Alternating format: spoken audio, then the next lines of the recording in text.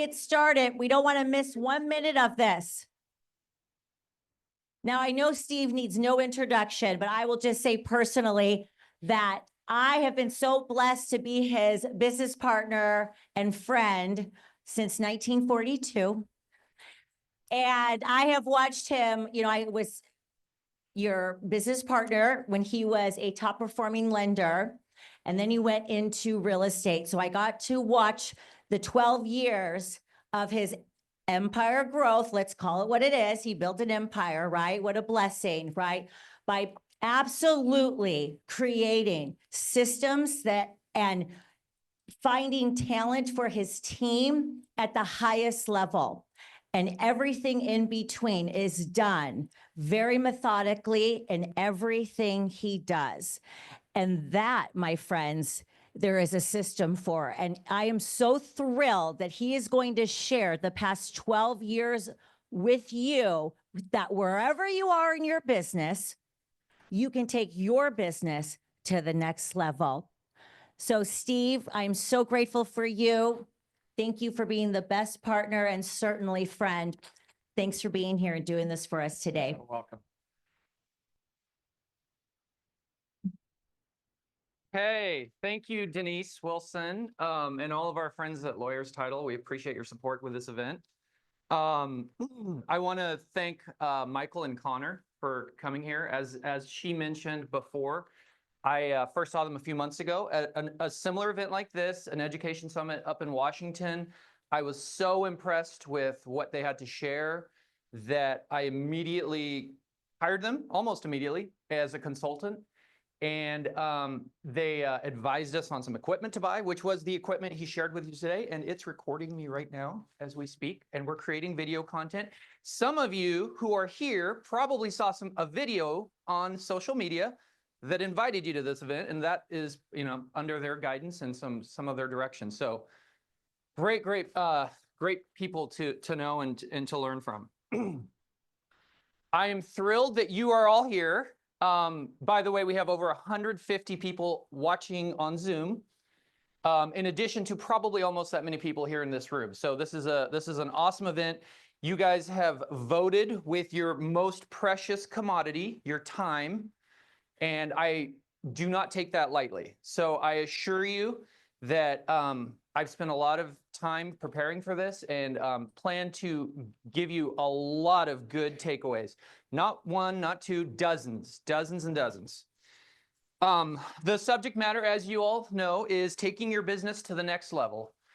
Every real estate business out there has a level above it, myself included, everyone out there, all of you in this room, okay? For some of you, many of you, you want to go one level up, okay? And an easy way to think of the level is, hey, we just closed out a year, 2024, right? We all did some, as much as we hate to quantify it, but you kind of have to, right? We all did some level of production for the year of 2024. This is about doing more, okay? Now, for some of you, that might be, maybe you've been at the same level for a couple years. For some of you, maybe we've been in a challenging market, maybe your level's down a little bit. You want to go back to where you were. Others of you, Adriana, this is where I get to pick on you, are rock stars. You have started in the last few years, and I think Adriana's the case. She's at PPG, and maybe she started a few years ago, and I think she's pushing close to 20 million in a matter of just a few short years. This is absolutely for you, because we are going to talk to you about how you've already been doing it, and I'm going to give you some pointers to continue that trajectory.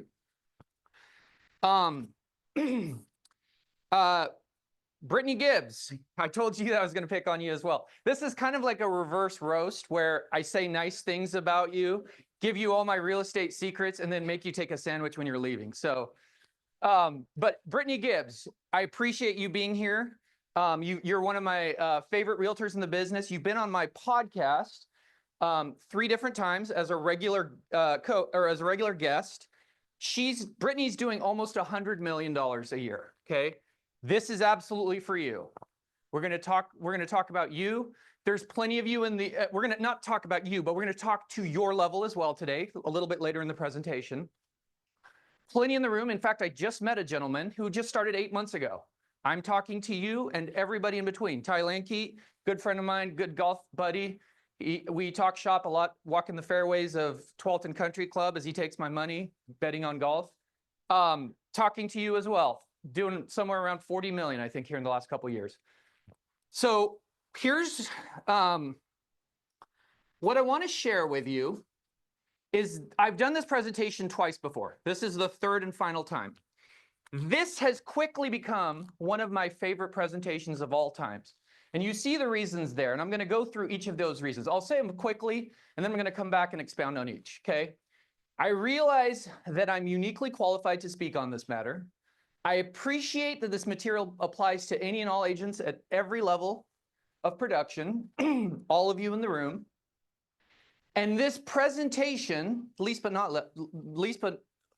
not least, has been a fun journey down memory lane for me. In fact, you can see my little baby picture. I look like I'd be carted just walking into a gas station with that photo. That was my first headshot after I got my real estate license back in May of 2012. This is the first house I ever sold, 460 Boca Raton in Lake Oswego. It closed. I listed it shortly after I got my license in May of 2012. It closed in July of 2012. I remember everything, incidentally, about that house. You could ask me questions about a transaction I closed 3 weeks ago, and I probably don't remember a whole lot of it. We always remember the first house, right? And I think everybody in the room agrees with that. So let's talk about why I feel like I'm uniquely qualified. Let's talk some figures. In the year that we just closed out, 2024, my team and I closed about $150 million, okay? That's our best year ever. We had our two best months ever that year. In April, we closed 20 million. In November, we closed 18 million, okay? We all acknowledge it was a challenging year, okay? That actually puts me solidly as the #2 agent in the state of Oregon, okay? But that's not the only reason why I feel like I'm uniquely qualified. The other reason that I feel like I'm uniquely qualified, there are many other great agents doing a lot of business. I did start just 12 short years ago, okay? I remember when I was like that gentleman who I just met and who started 8 months ago. I remember being at that level like yesterday. In fact, for the purposes of this presentation, I wanted to find a news headline that I could throw out to you guys just to kind of share with you how relatively recent this was, okay? Sorry if this is morbid, but the Boston Marathon bombing, right? I remember sitting in an office as a brand new agent when that horrible incident happened and that whole chase all over Boston for those two individuals. And I think they ultimately found them in a boat in the backyard of somebody's house. That same memory that helps me remember that incident is going to get shared with you about my journey for the last 12 years today, every step of the way. I also appreciate that this material applies to everyone in the room. I kind of touched on this already. From brand new to Brittany Gibbs and beyond, I'm going to, at some point today, speak at your level.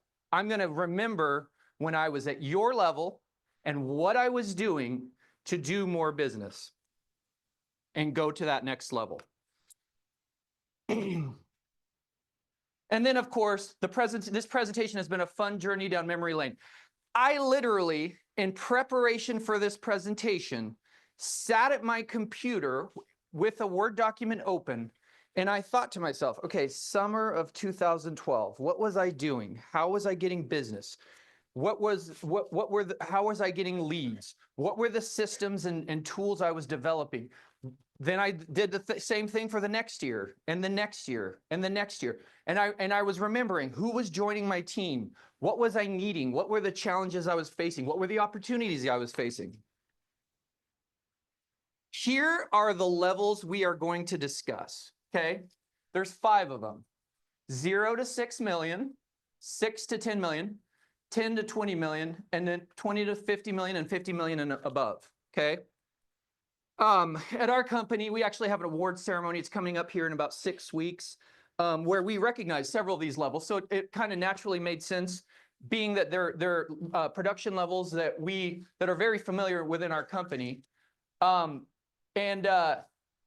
And this one we call the circle of excellence. This one we call the president circle. And then above 20 million, we call the platinum circle. I was going to say one other thing about Adriana. In addition to how wonderful she's doing, and this is important, she had reached out to me a couple months ago and she said, hey, Steve, can I get an hour of your time? I just want to pick your brain about how you run your business, how you've developed your business. And I asked her, I said, Adriana, I've done that, taking your business to the next level 2 other times. Have you been able to come to either of those? And she sheepishly said, no, I had it on my calendar both times, but I wasn't able to make it. Work happens. An emergency happened with my business and I had to cancel and go do that. And I said, you've got to come January 7th. There is no more methodical, better way, more concise and organized to understand what I did from 0 to where I am today. And so she's here and I want to thank you for that. At each of these levels, we are going to talk about when you're at that level, what you should be focused on right then, what you should be getting help with at this stage of your career, and then some other considerations. The analogy I like to use in this regards is a 10-speed bicycle. Okay, it's been many years since I rode a 10-speed bicycle, but I have ridden a 10-speed bicycle. And as we all remember, you're pedaling, your legs are going faster, the bike's going faster. And then all of a sudden there comes this point where you can't pedal your legs any faster. But then this magical thing happens. You click that gear shift, the chain sprocket moves, and all of a sudden your legs are going slowly, but you're going the same speed. And now you can start going faster. We are going to talk about at every one of these levels how you can do that within your business. From my experience, sadly, a lot of agents I meet and have met over the years seem like they're on BMX bikes with 1 speed, okay?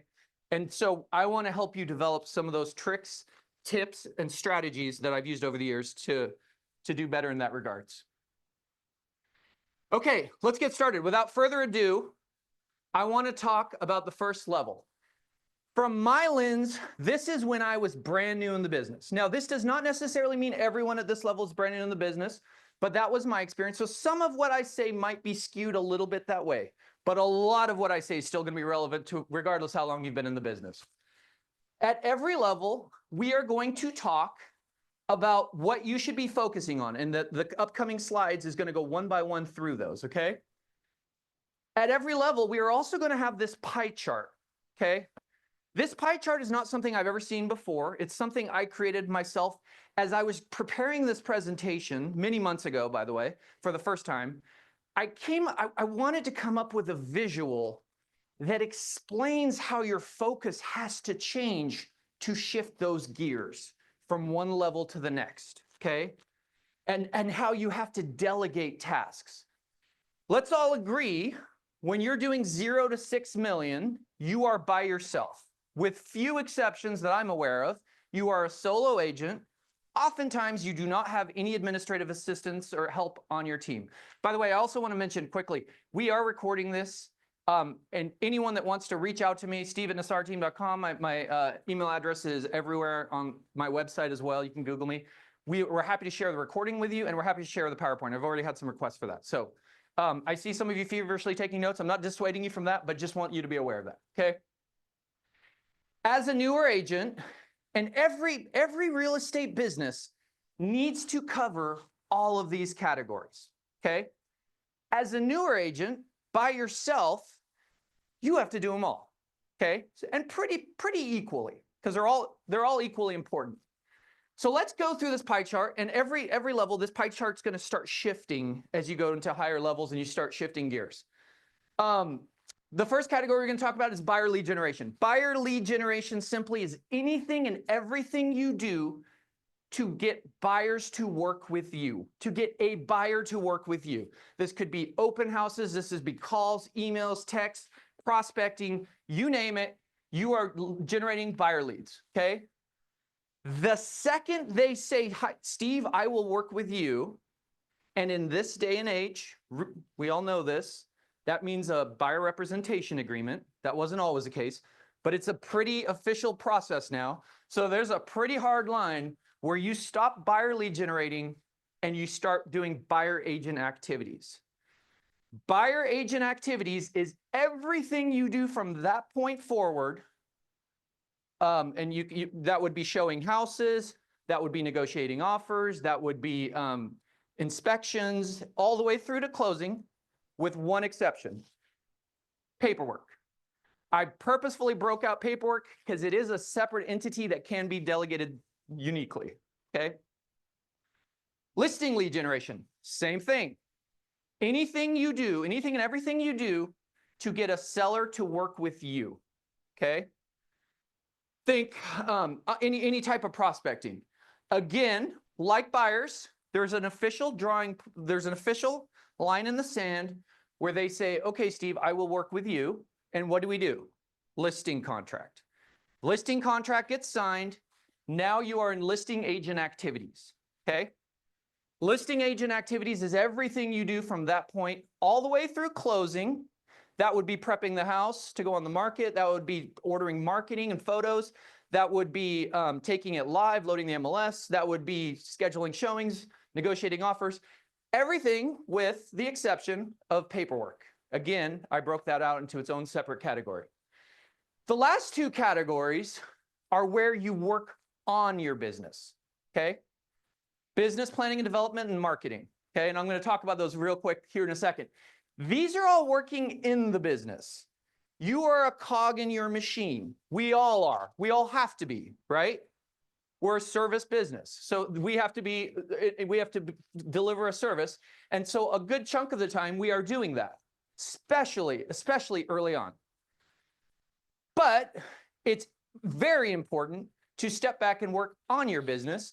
And so I broke that out into two categories. Business planning and development is anything you do to work on your business. This would be creating systems. This would be creating templates. This would be business planning. Anything you do where you're not working with one person, you're working on the entire business that's trying to attract all the people that you'll be getting, okay? With one exception, marketing, okay? Marketing is anything you do to get people to work with you from a marketing standpoint. I want to be really clear here. If you are loading photos into RMLS for a listing, that's not what I'm talking about here. That's here. That's a listing agent activity. You're working with one specific person. Marketing here is working on your website, working on your brand, working on your marketing collateral that you give out to all your prospects to work with you, okay? There's the pie chart. Let's move on and start talking about these categories one by one. Lead generation. By the way, there's a lot of times today where I'm going to put my head down and I'm going to read, okay? I'm not doing that because I'm incapable of speaking. In fact, for 10 years this year, I've done a 90-minute podcast with no notes. My co-host and good friend, Joe Fistolo, who I think is watching on Zoom, can attest to that. I'm reading because if I didn't do that, this would be a 4-hour presentation, and none of us want that, okay? So it speeds me up. I've efficiently and concisely written down some notes to keep this moving forward quickly, okay? So bear with me. Try various methods of gaining business and hone in on the few that work for you and your style. Open houses, door knocking, calling sphere, social media. There's a fine line between dabbling too much and not allowing something to work and not realizing that you need to take an idea behind the barn and shoot it. That's a Mr. Wonderful quote from Shark Tank, Kevin O'Leary. I've seen agents who are constantly jumping around. They try this. Before it can get traction, they're jumping to another idea. Then they're jumping to another idea. That on one extreme is highly problematic. The other problem is having a pet idea that you don't realize is not working, okay? Near misses or inquiries are a big part of this, okay? Something doesn't have to necessarily close for you to realize it can work, okay? I want to give you guys a quick story here. So a few years back, I was watching an HBO special. It had some of the funniest comedians of our day on it. It had Jerry Seinfeld, Chris Rock, and about 3 or 4 others.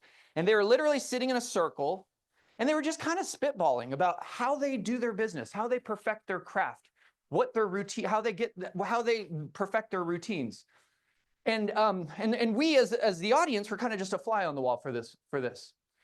I was really intrigued. First of all, I realized they're very systematized, which I'm a systems guy, and I was looking at these guys at the highest level of their game in a completely different field and realized systems are important in most fields, right? But what they said is they'd start in a small market, they'd have their presentation as they thought would be funny, and then they would test it out. They would put a joke out there. If the audience roared with laughter, they know, okay, that one's ready. Well, I'll take that on with me. If the audience maybe didn't land quite right, they know they either need to rework it or maybe get rid of it. Maybe take it behind the barn and shoot it, right? And it also reminded me, and I'm gonna reference that a little bit today because it's a systems thing. But in regards to lead generation, we should actively be doing the same thing as we are prospecting. We should be paying attention to what's working. If it's working, great. If it needs to be reworked, let's rework it and try if we really believe in it, or maybe just take it behind the barn and shoot it. I'm going to give you 2 examples of this in my business, okay? 2 very extreme examples, okay? The first one happened when I was a brand new agent. It was April or May of 2012, okay? I was door knocking, okay? And let me tell you a little bit of how I did this. There was an agent in my office who had listings, and he allowed me to hold one open. And so I would go and I'd create this flyer, and I put a lot of effort into that. I've always cared about my marketing. On the front of the flyer was information about the house, pictures, and then it advertised the open house. On the back, it talked about if you're thinking about selling, here's what all the things I will do to list your house when I list your house. And then I would go canvass the area around the house, and I knew it. Let me say this. I never successfully closed a transaction from this, but I knew it worked. And here's how I knew it worked, because I had some really good near misses. I remember one of them specifically was an individual, it was actually in Lake Oswego. He came out, we ended up talking for 15, 20 minutes.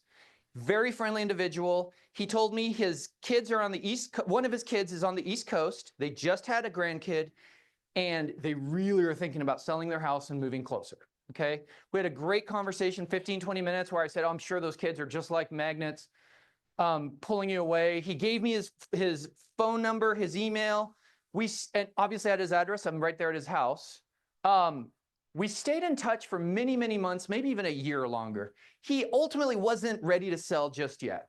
And we did drift apart, but I realized there's something here. I'm standing belly to belly with somebody who obviously owns a house because I'm at the door, and he needs to sell. And he's talking to me and he's giving me his information.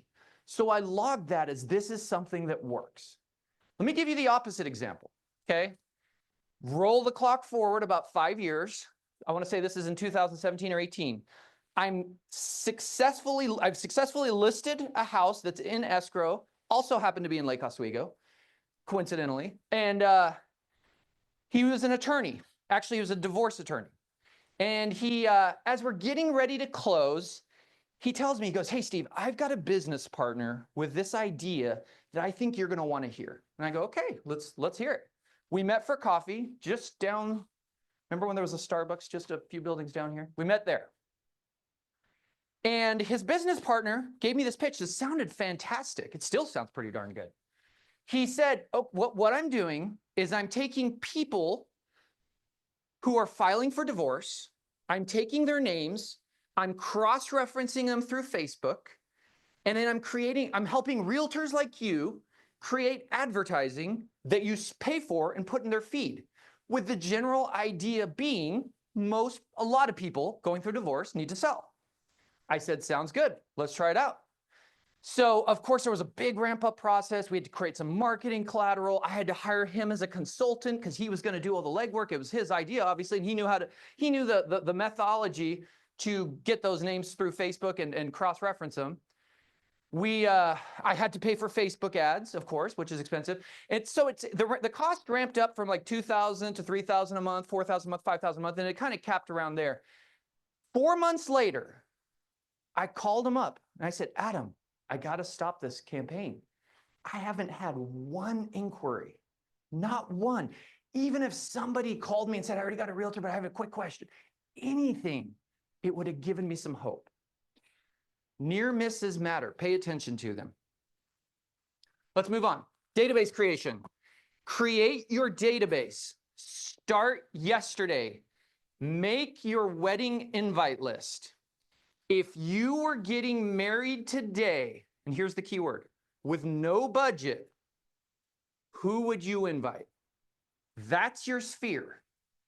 Get their names, compile their names, their addresses, their emails, their phone numbers, and start contacting them. Consistent emails to your database are relatively inexpensive. I, for 6 years now, have been using a very successful newsletter program called Home Actions. I've actually, in the last year, worked closely with PPG to incorporate it on a company level so that all the agents can utilize this. We're creating curated content, local real estate, housing content, everything from the latest color trends, things to plant in your backyard, and obviously also MLS data, housing trends, market information. And we send that out. I actually, and you'll see it on a future screen, I have 6,700 people in my distribution list. I could never call 6,700 people in a month, let alone maybe even a year. But I can send a monthly newsletter to them. And relatively, we've done the math, it's about a penny a person. Direct mail is also really powerful. I love direct mail. The reason I love direct mail is people, they really can't opt out of direct mail. Okay. The only way they can opt out is if they reach out to you, which rarely happens from my experience. They have to email you or call you and say, hey, can you remove me from your list? The post office has no opt out. There's no way to jump online and opt out of direct mail. The sad reality I've experienced is oftentimes I will close a very successful transaction with someone and they had a wonderful experience. But unfortunately, they'll, I'm not saying this happens all the time, but once in a while, they'll opt out of my newsletter. They'll opt out of all my email marketing. I know that the direct mail is still going to them. So every month we have campaigns that we send out via direct mail, mostly postcards. Even better, the combination of the two is very powerful.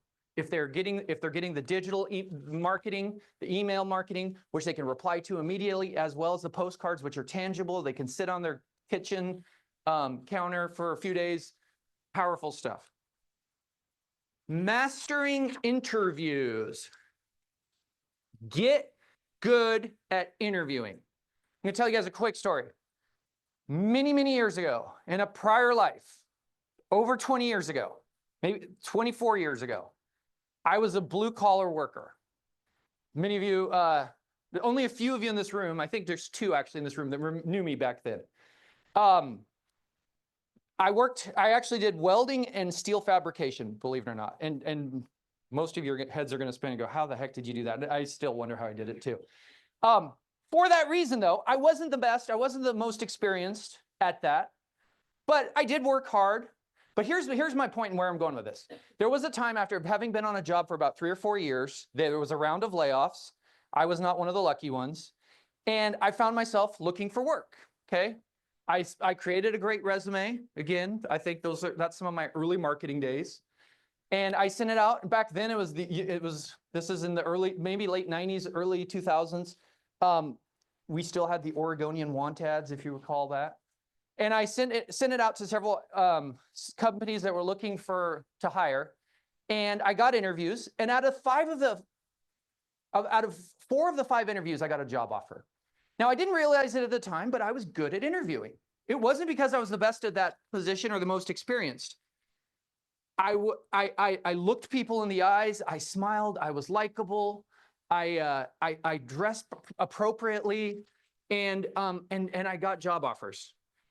Later, I realized as I got into real estate that it served me well in this business. Every day in this job is a job interview. Every day in this job is a job interview.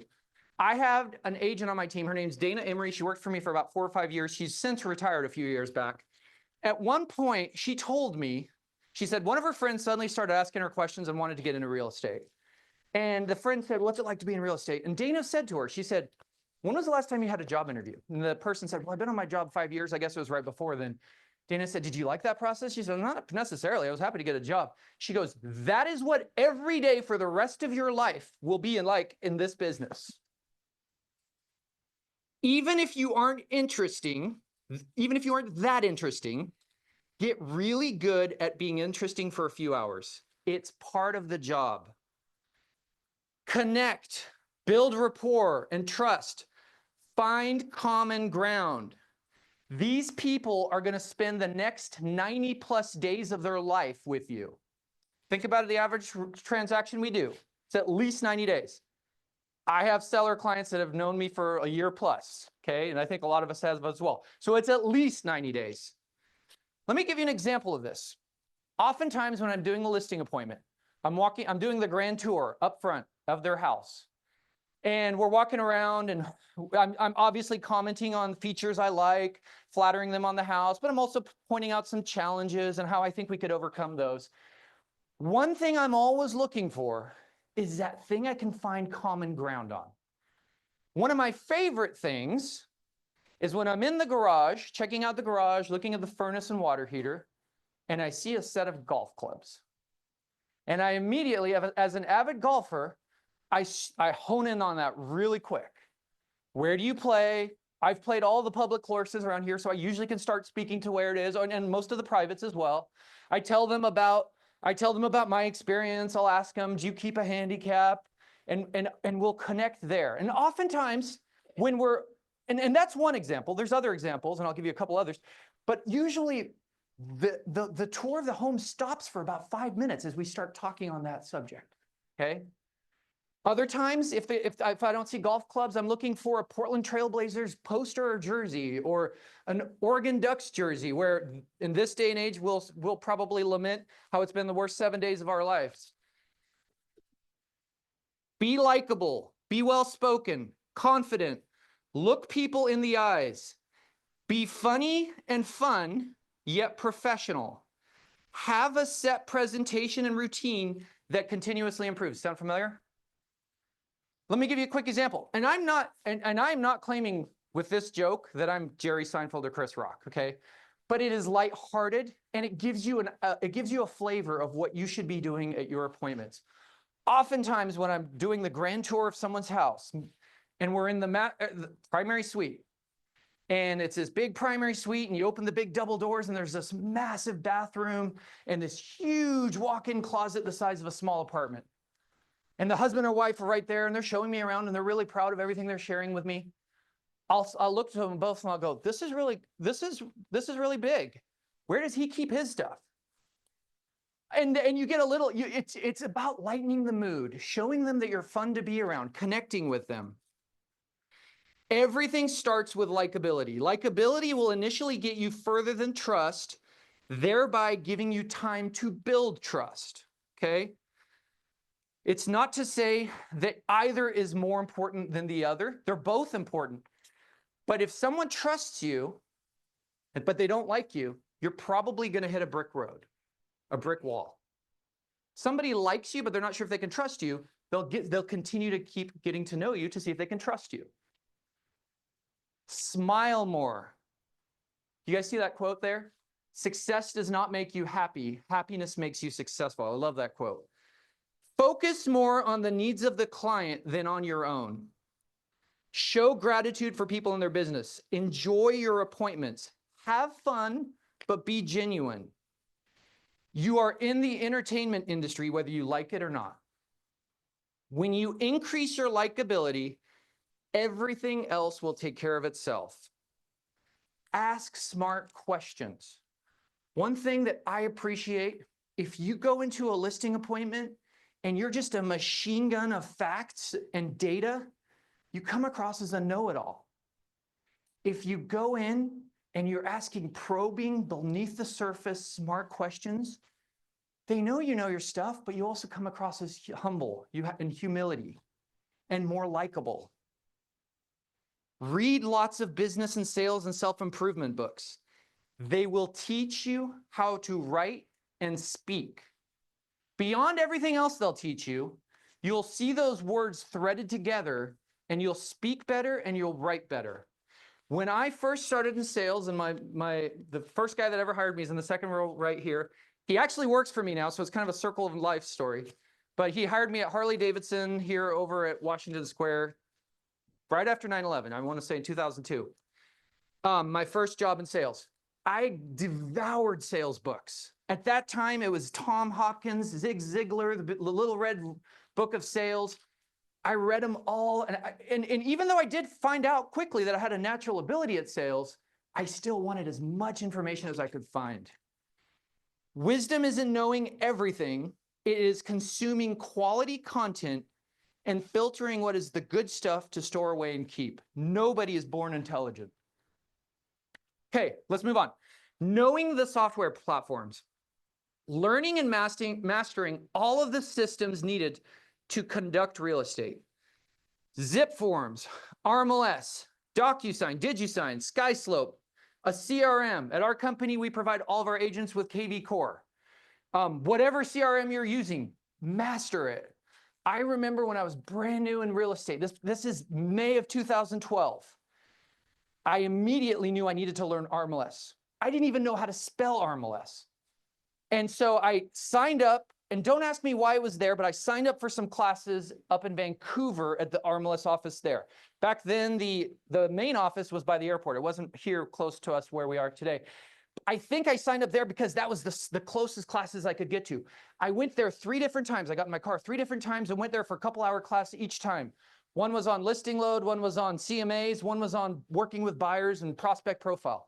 There was a group, it was a workshop. I left there and I knew how RMLS. I knew I needed to know that. I was going to be handcuffed if I didn't know my system, my software systems. Systemize your business.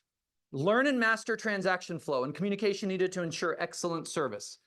The systems you build now will help you scale and grow later as you hand them off to others. Efficiency. Get efficient with travel. One of my earliest realizations in this business is that every real estate agent wastes the biggest inefficiency that we all contend with is time wasted in a car. Denise mentioned earlier that I was in the lending business before. I was in an office all the time. I could do all sorts of stuff. Once I got into real estate, there's office time, but there's a lot of going to people's houses, showing houses, going to listings. I realized, I mean, let's be real here. If my office is three buildings down here at 5,000 Meadows, if I have an appointment in Hillsborough or Happy Valley or heck, Wilsonville, at most times of the day with the traffic you have going there, it can easily be a 2-hour process by the time you shut your computer, go out to your car, get in your car, drive the half hour there. And I'm not talking about a showing or something. I'm talking about delivering a lockbox. I'm talking about delivering flyers. I'm talking about meeting somebody to pick up or drop off radon. Then you do that little short, quick task. Then you get back in your car and drive for another half hour. Then you get back to your office or home. You try to pick up where you were, which is a whole nother conversation about having lost some momentum of what you were doing but prior. Again, that can easily be a 2-hour process. Now imagine doing that 10 times a week. That's 20 hours. That's half of a work week in your car doing that. I realized really quickly that I needed to learn how to travel the least possible. Find ways to travel to a home the least possible, whether a listing or a buyer. For example, put a contractor box on a listing right away, especially if it's vacant. But even if it's not, obviously you have to get permission from the seller. They're already expecting to have a lockbox on their house. I can't remember the last time a seller said no. Higher end ones, maybe, okay? But I'm talking average price points here. That way, when you do need one of those things to happen, when you do need someone to, if you need a carpet cleaner to do a bid, or you need a contractor to go in, access, you call your seller and go, hey, I've got a great person coming. They're going to show up at 2 o'clock today. Is it okay if I give them the code? You just made a 3-minute phone call that saved you 2 hours. Get efficient with travel. Every time you have to drive somewhere, ask yourself, was there a way to bundle this trip with something else? This is probably not revolutionary now, but at the time, when I first got in the business, I was dumbfounded on some of my first listings, including that one that I shared with you, I would see buyer's agents set up their inspection on Monday, have radon dropped off on Tuesday, do a sewer scope on Wednesday. They were driving to that house constantly. I made it a point. If my normal guy couldn't do it at the time I needed, I found another guy to go there so that I just had to show up once to that house, meet all those people, and I'll do all those at the same time. Here's another thing that I use till this day. Make your phone calls on your drives, okay? If today at 4 o'clock, one of my clients, maybe a seller client, reaches out to me, he goes, hey, Steve, do you have some time? I have a couple quick questions for you tomorrow. When's a good time to chat? The first thing I'm gonna do is look at my calendar for tomorrow. And if I have a 10 a.m. appointment in Happy Valley, I'm replying and say, can we chat at 9:30? That way, I'm on the phone with him or her on my drive. And I will even argue that I give him better service because I'm more relaxed. I have more time. In fact, this frequently happens.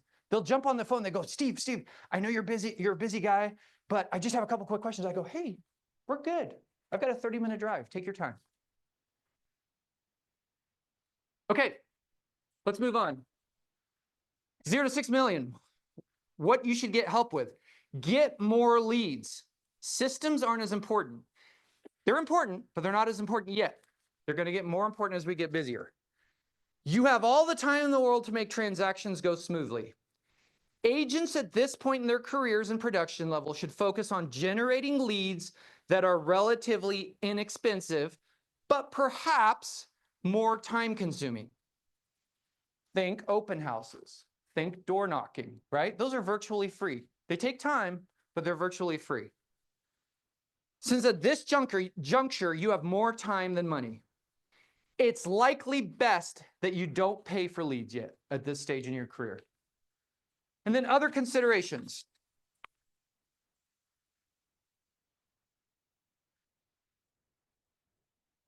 Sorry, that was other considerations. What you should be getting help with. Contract TC support. Day one of being a brand new realtor, you should not get contract TC support. Does anyone know why? You need to know how to do it. You will be in a bad place when no one's available and you don't know how to write an addendum, an offer, or a counteroffer. You need to learn initially how to do it. But as soon as you start rolling, and remember, this is 0 to 6 million, so maybe it's around 2, 3, 4, 5, 6 million, get contract transaction coordination support. Get internal marketing support. At our company, we have a marketing platform where any agent with a few clicks of a button can create the best marketing presentation out there. The print pieces, the single property website, all the photos ordered. It's highly efficient so that you can focus on getting more business while someone else is doing those remedial tasks.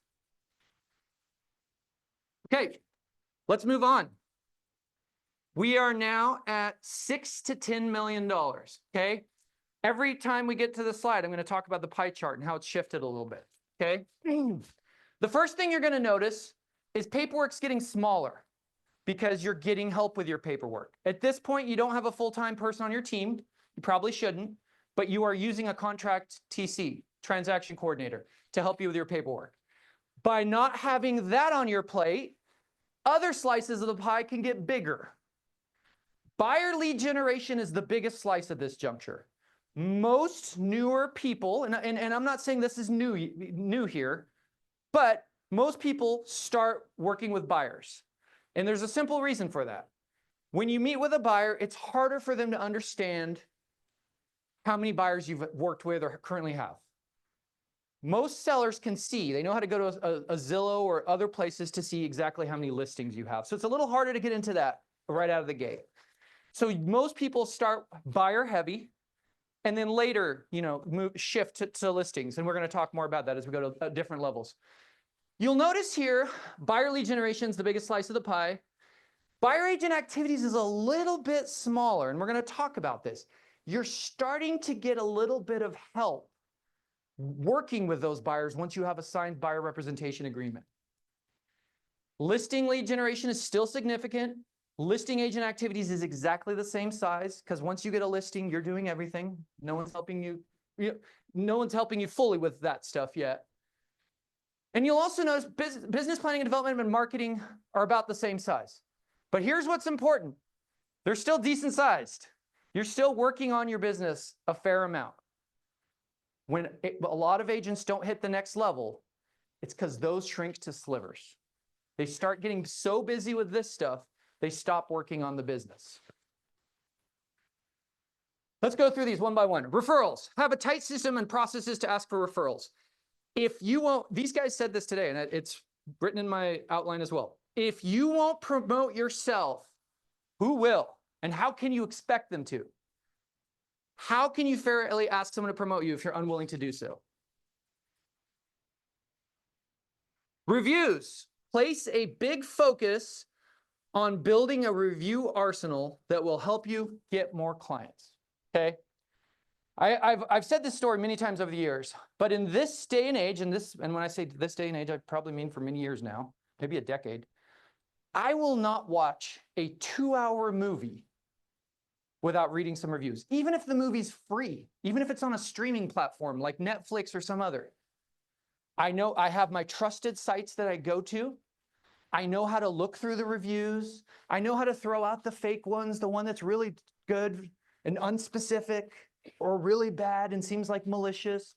And then I can see everything in between and the pattern of what they're saying. And I can make a good judgment call. And usually with few exceptions, it's fairly accurate. Now let me ask you a question. If I'm doing that for a free 2-hour movie, do you think your clients are doing that for you on the largest financial transaction they're ever going to do in their life? Absolutely. Get good at getting reviews. It'll also force you to give better service if every time you're focused on, I'm going to get a good review. Respond to those reviews. I use Zillow and Google. Both of those platforms allow you to respond. There in that response, you can show them your personality. You can show them you cared about them. And be genuine by all means. Don't be fake. But you can share details of the transaction maybe they didn't share that shows you remembered and cared about that situation. You can as future people are reading your reviews, that will serve you well. It'll show you cared about that transaction. Transaction flow. I love this right here. Look about right to you guys. You should be very familiar at this point with the flow of a transaction and have your systems down to a science. Email templates should be saved. You know the best way to save an email template? As you're writing an email and you're going, gosh, I've written this a few times. Put your email in the BCC and copy yourself on that email. And then when you get it at the top of your inbox, clean it up and file it away. And the next time you need that same message to go to a client, and we all know what those messages are, those repetitive same things we're doing and saying, you can grab that template. You absolutely have to make it look authentic and personalized to them. Don't just blindly throw it out. But you save yourself so much time, and the quality of the writing will be best because you'll perfect it a little bit each time. Checklists for various tasks, transaction milestones, process workflows, etc. Not that long ago, you were so excited to simply have a transaction that you didn't care what you had to do after that. You'd freestyle it and were happy to do so. When you're a brand new agent, you can freestyle things. You only have one transaction a lot of times. If you only have one transaction, you're thinking about that transaction every hour of every day. But when you get to this level, you've got a bunch going. You can't freestyle anymore. Leveraging business. Leverage current business to get more business.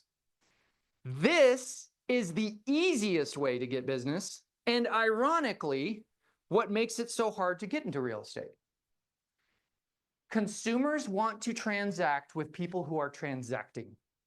Nobody, with the exception of a close friend or family member, ever woke up and said, I want to be someone's first buyer or seller today.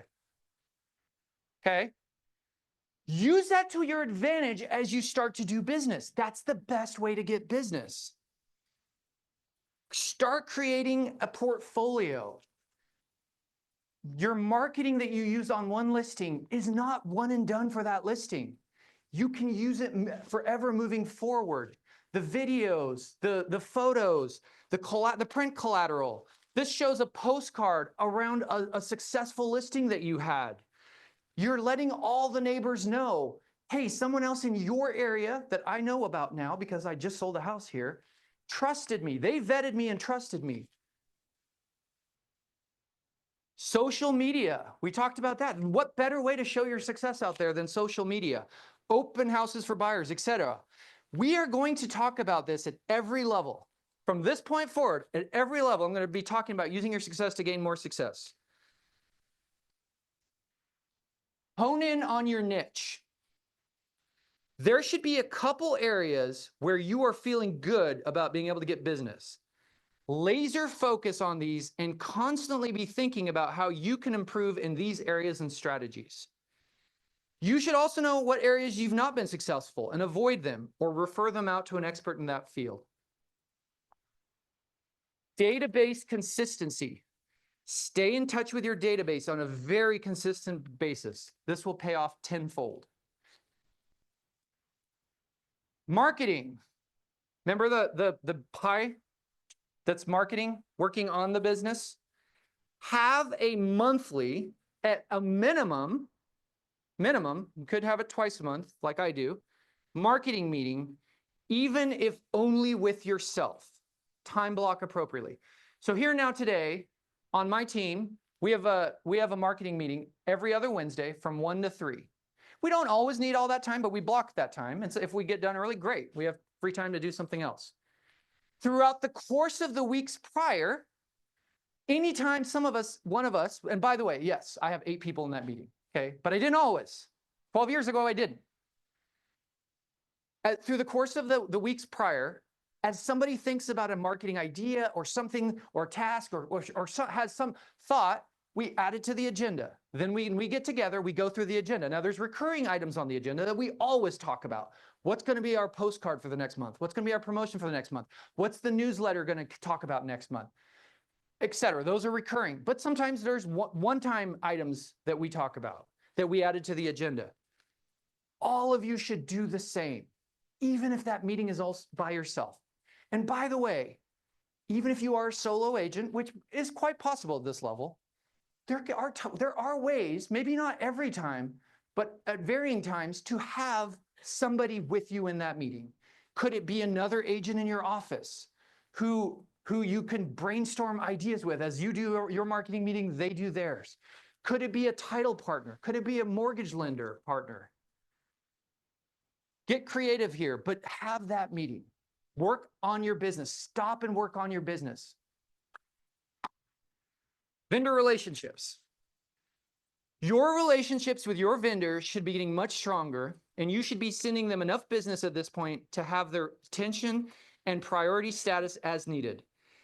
Every real estate agent, whether they want to admit it or not, is growing a team. Even if you are a solo agent, you have a team. On your team is your mortgage lender, your contractor, your title and escrow your title rep and your escrow officer, your window washer, your carpet cleaner.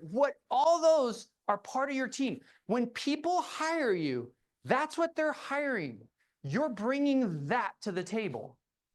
Take care of those relationships. The first time I ever did this presentation was at OMSI. We did a large education summit there back in April, and I did this presentation. I'm not going to do it here because it was already funny once. I pulled out my phone at this juncture, and I put it on speaker, and I put the microphone up to it, and I called Gordon, my contractor. By the way, Gordon, my contractor, I met him at 460 Boca Raton 12 years ago. I did not hire him. The seller of that house hired him, but I liked him. I liked how we worked together. We since have worked together for 12 years. He's a good friend of mine. I regularly will take him to a Blazer game and buy him dinner and thank him for everything he does for myself and my team.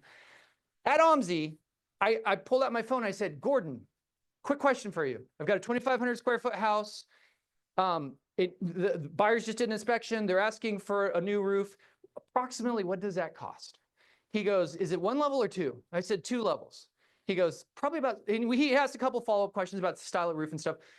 He goes, probably about $17,000. I said, wonderful, Gordon. You just helped 200 people with that question. And I hung up nicely. But anyway, you get my point. My contractor regularly will get repair addendums from me where I ask him to help me figure out how much this is worth. We'll send him inspection reports, and I'll go, what the heck does this mean? He oftentimes will go to a house, whether it's a listing or a house a buyer's interested in buying, where he knows he's not going to get any work.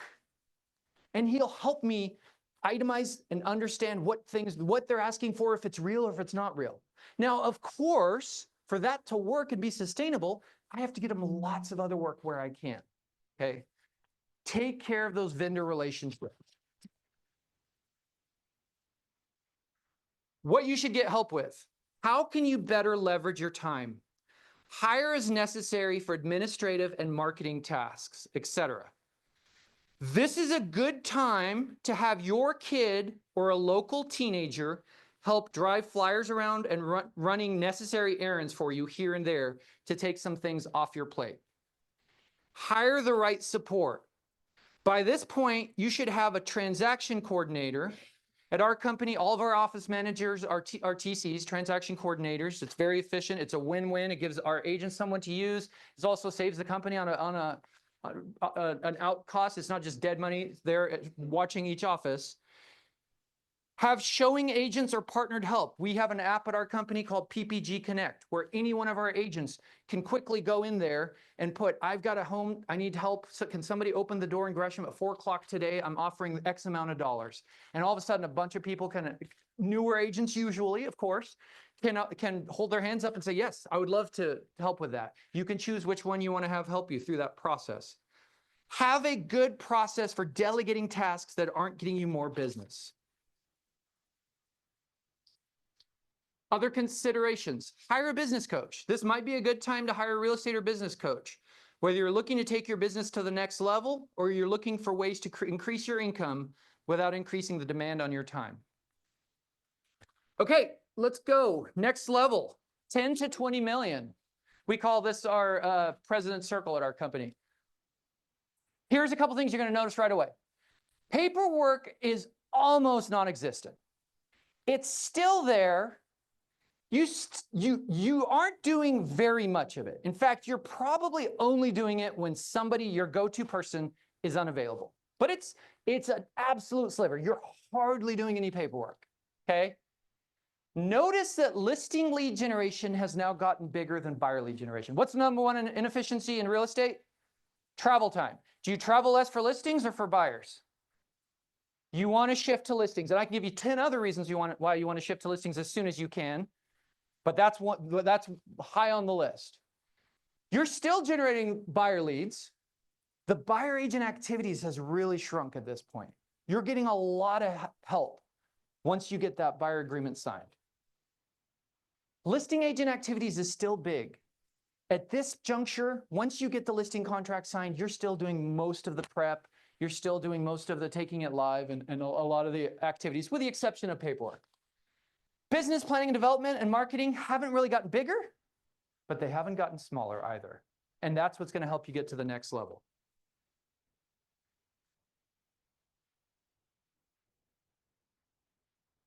Team growth. You should seriously be considering a full-time administrative assistant at this point, if you haven't already. It's not even a bad idea to be thinking about another agent. A lot of it can still be done with outside agents jumping in and helping you, but you're probably close to that point where you need your own person full-time.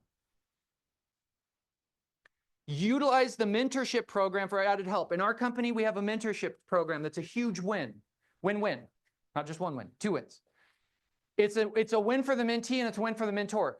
We partner them together. Any brand new agent that comes to our company, we require them to do at least 4 transactions with a mentor. Now, the 4 transactions the mentee brings to the table. Obviously, there's a commission shared split there.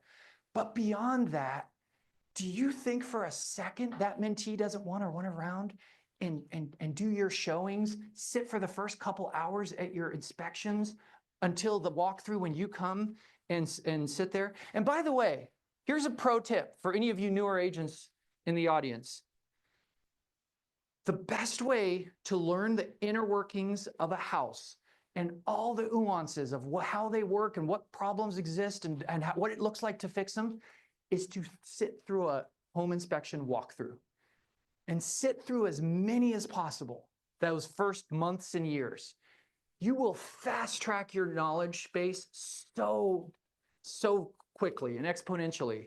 So if a mentee is sitting there opening the door of the inspection so the mentor could still be doing other income producing activities, and then the agent comes for the walkthrough, the mentee should ask, can I stick around? I'll just be a fly on the wall. I want to hear what the inspector has to say about this house, its condition, and what it looks like and involves to fix it. Client appreciation. Your database should be a well-oiled machine at this point. You should be doing client appreciation parties and events, taking care of your biggest referral sources. This image right here, this was a movie night that my team and I did here a little while back. We rented a big theater at Bridgeport. I think it seated about 400 people, okay? We invited our entire database. We gave them free entry into the movie. We gave them a gift card for concessions. I want to say it was $25. We had gift baskets that we partnered with our vendors. All of our vendors helped us. Each of them provided one basket. And the beauty of this event was we had multiple touch points prior, where in our newsletter and postcards and phone calls, we're inviting all of our past clients to this event. Then, of course, we have the event.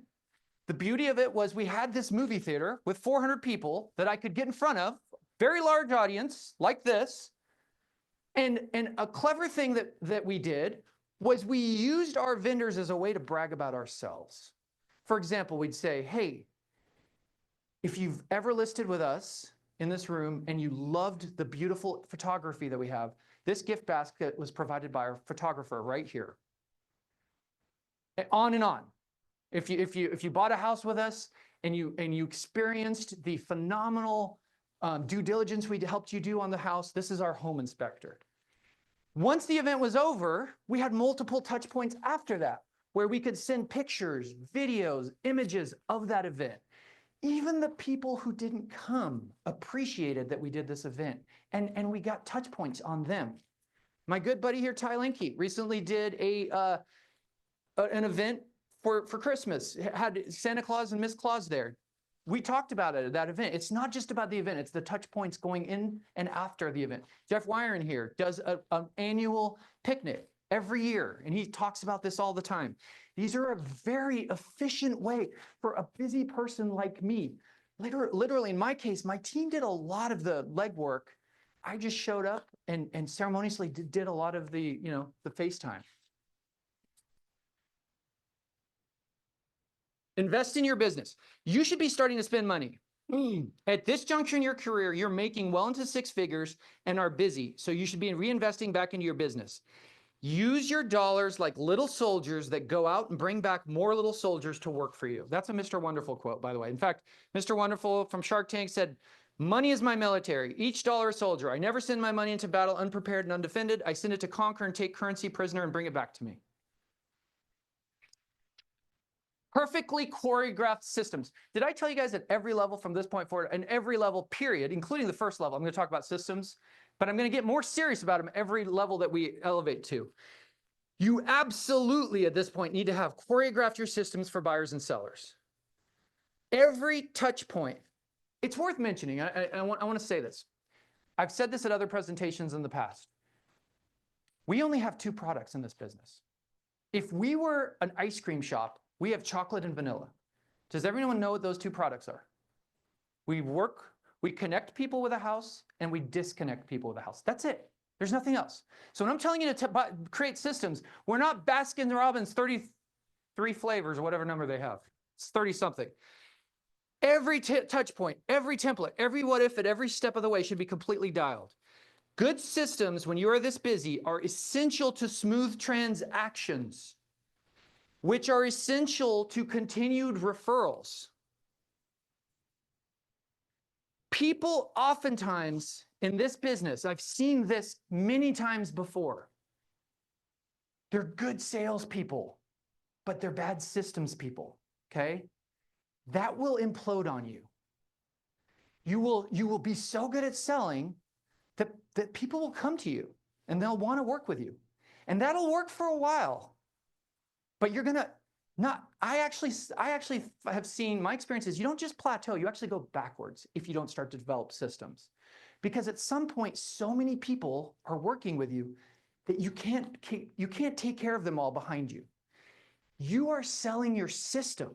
They are coming to you not just for you, but for your system, and ultimately a team that you're growing that uses that system. There's good teams and there's bad teams. The good teams have systems. The bad teams have a bunch of people running into each other. One doesn't know where the other starts and where the other stops. Systems are the glue that keep it running smoothly. Start those systems even if you're by yourself. It will allow you to grow your team. I want to give you guys an analogy here, an example. Okay. So I mentioned earlier, I'm an avid golfer, okay? There's a book that I really like. It's called Golf is Not a Game of Perfect, okay? And it's all about the mental component of golf, okay? You know, there's a quote that says golf is a game of 6 inches. Mostly the 6 inches between your 2 ears, right? And that's again talking about the mental component of golf. In the book Golf is Not a Game of Perfect, he uses an analogy. He says, hey, if there was a balance beam on this floor, maybe 40 feet long, 4 inches wide, this high, would I be able to walk across it? And the answer is, as long as I haven't had too many cocktails, yes. Okay? Now imagine if that same balance beam is 100 feet in the air with no net. Is it still easy to walk across? What's the difference? It's the mental component. He likens that to golf. He said, you know, the ball is just sitting there. It's not a 90-mile-an-hour fastball. You're just sitting there. Why can't you just hit it straight? A lot of it is the mental component, right? When you're on the driving range by yourself, a lot of times they do go straight. But then when you're out on the course and your friends are with you, or heaven forbid, you're in a tournament of some sort, that's not always as easy. So a lot of the book talks about ways to control the mental component. And what he talks about is routines, which is another way to say systems. You know, have a pre-shot routine where you always do the same thing every time, whether you're on the driving range or you're in the biggest tournament of your life. It's not that different for us. If you have good systems, and part of this is systems of going to a listing appointment. If I go to a $600,000 listing or I go to a $3 million listing, do you think one's more nerve-wracking than the other? Listing appointment, where they're both competing. Your systems and your routine that you fall back into will put you in the zone, calm your nerves, and suddenly your muscle memory kicks in and you'll handle it perfectly. One other thing I want to say about this. Remain present. Put your phone away.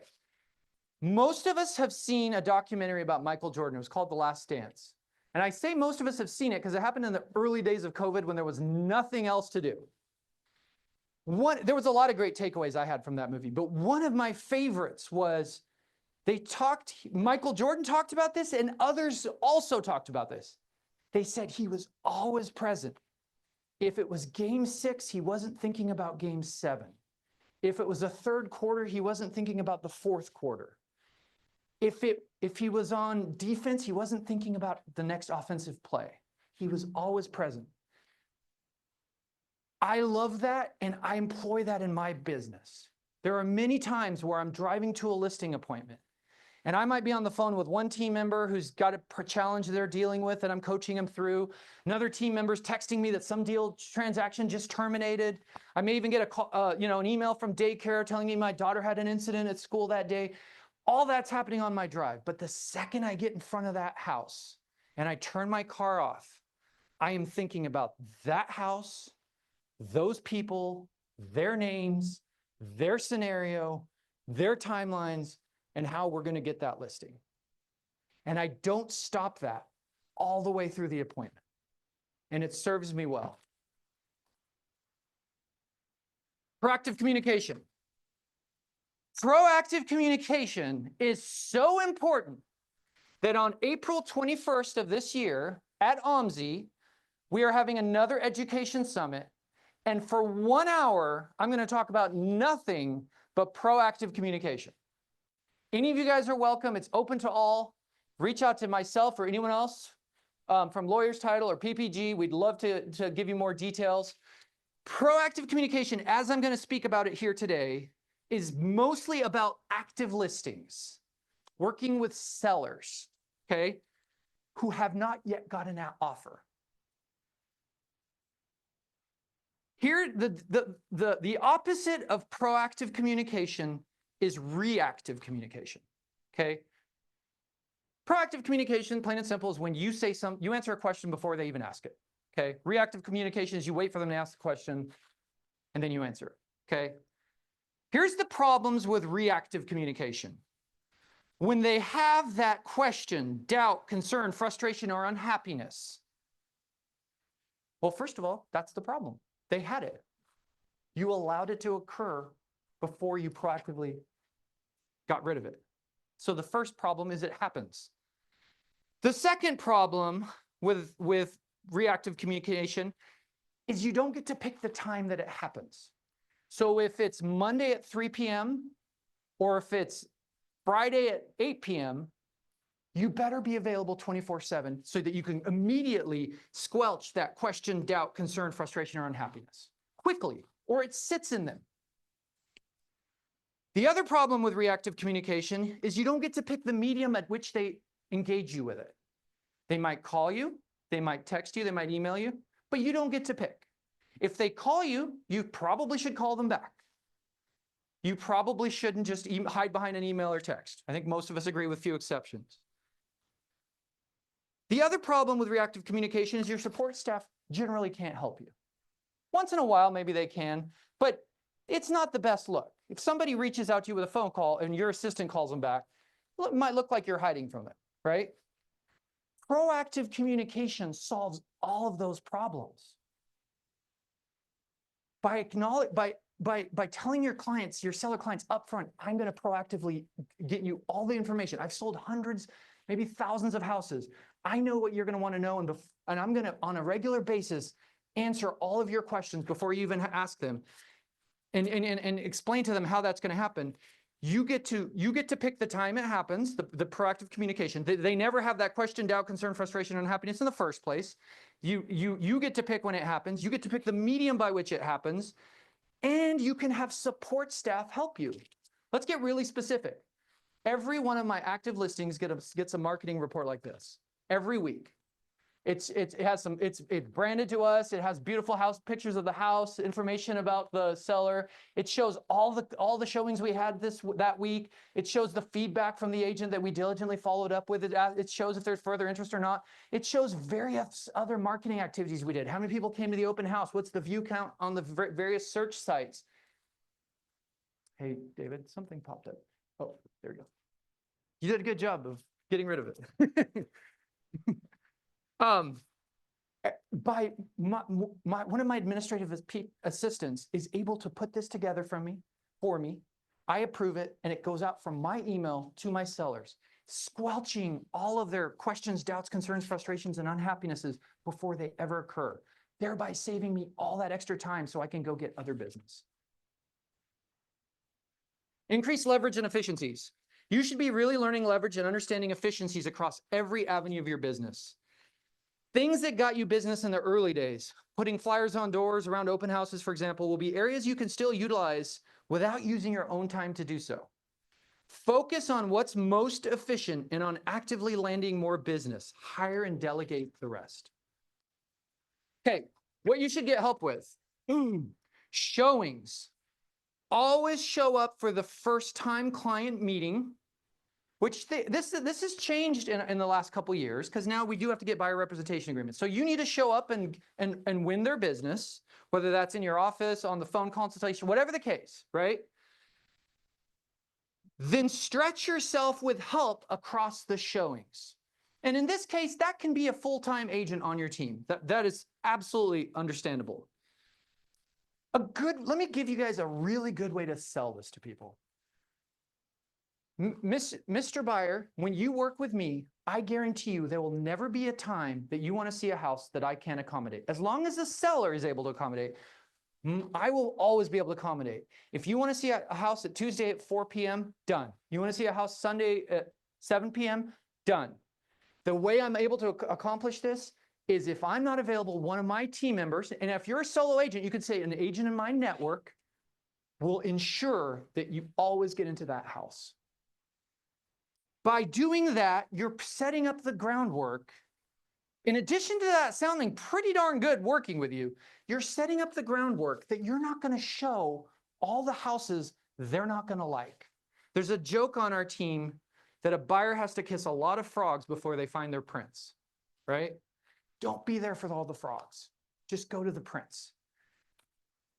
And this is not a hard, fast rule. Use your judgment, discernment, obviously. It might make sense to go to some of the early showings and then get some help in between.